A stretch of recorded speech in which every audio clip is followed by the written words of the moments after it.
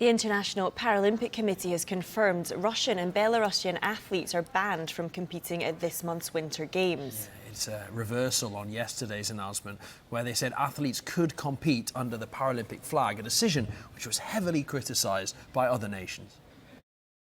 In taking our decision yesterday, we were looking at the long-term health and survival of the Paralympic movement. We were fiercely proud of the principles and values that have made the movement what it is today. However, what is clear is that the rapidly escalating situation has now put us in a unique and impossible position so close to the start of the Games. Yesterday we said we will continue to listen, and that is what we are doing. Sorry. In the last 12 hours, an overwhelming number of members have been in touch with us and being very open, for which I am grateful. They have told us that if we do not reconsider our decision, it is now likely to have grave consequences for the Beijing 2022 Paralympic Winter Games. Multiple national Paralympic committees, some of which have been contacted by the governments, teams and athletes, are expressing their intention not to compete. Ensuring the safety and security of athletes is of paramount importance to us, and the situation in the athletes' village is escalated and has now become untenable. With this in mind, and in order to preserve the integrity of these games and the safety of all participants, we have decided to refuse the athlete entries from RPC and NPC Belarus. To the para-athletes from the impacted countries, we are very sorry that you're affected by the decisions that your government took last week in breaching the Olympic truce. Well, let's get more now on that announcement and the reversal of that decision. We can speak to our senior reporter, Geraint Hughes. Geraint, the IPC faced a lot of criticism after yesterday's decision. Is this then bowing to the pressure to ban these athletes? 100%.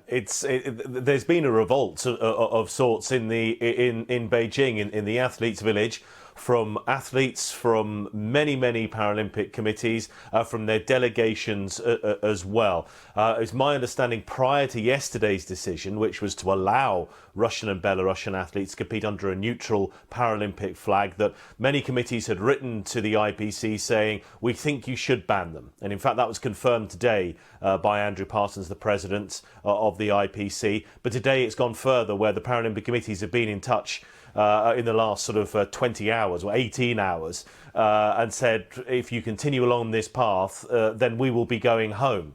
So there was a threat that literally kind of left at these games would have just been a handful of nations rather than the 68 in total. So it now means that 71 athletes from Russia and 12 from Belarus refused participation at the Beijing Paralympics, which begin tomorrow. We're that close to the start of the Games, but it's pressure that's been put upon the IPC by the athletes in the delegation saying, if you don't throw them out of these Games, we're not going to compete. So it became an untenable, slightly toxic environment within the various athletes' villages in Beijing, and the IPC had no other alternative. They are still open to a legal challenge from Russia and Belarus on this case. This was the legal loophole that they were trying to explain yesterday, why they made their decision. I think in reality, behind the scenes, I think yesterday they would prefer to have banned Russia and Belarus, but legally there was this challenge within their constitution open to them,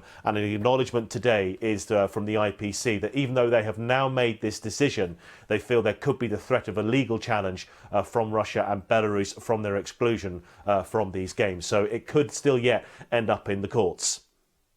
And Geraint, Culture Secretary Nadine Dorries was critical of the IPC yesterday. Have the government responded to today's U-turn?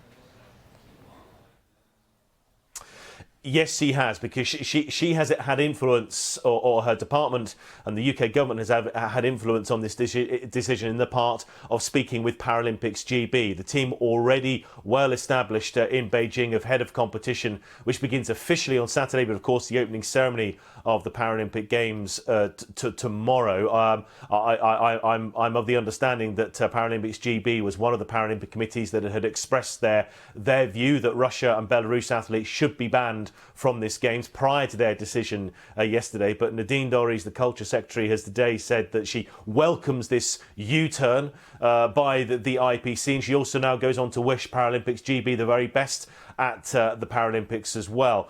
Today, though, the Culture Secretary is hosting a virtual summit of 11 other countries, sports ministers, to discuss how further that maybe sports can have an impact and an influence on the crisis in Ukraine, what more pressure they can put sort of on the cultural third front, I think is a phrase that has been used by Dorries and her department. But she'll be meeting with, as I say, with 11 sports ministers from the like of the US, Australia, Poland and Germany. Obviously, Nigel Huddleston from the UK will be representing the UK government there today to discuss what more can be done. But in terms of this decision, with a global event like the Paralympics, the fact that this decision has happened will be seen as a victory of sorts by the UK government and those Paralympic committees who did not want to compete against either Russian or Belarusian athletes at the Paralympics. OK, Geraint, many thanks for now.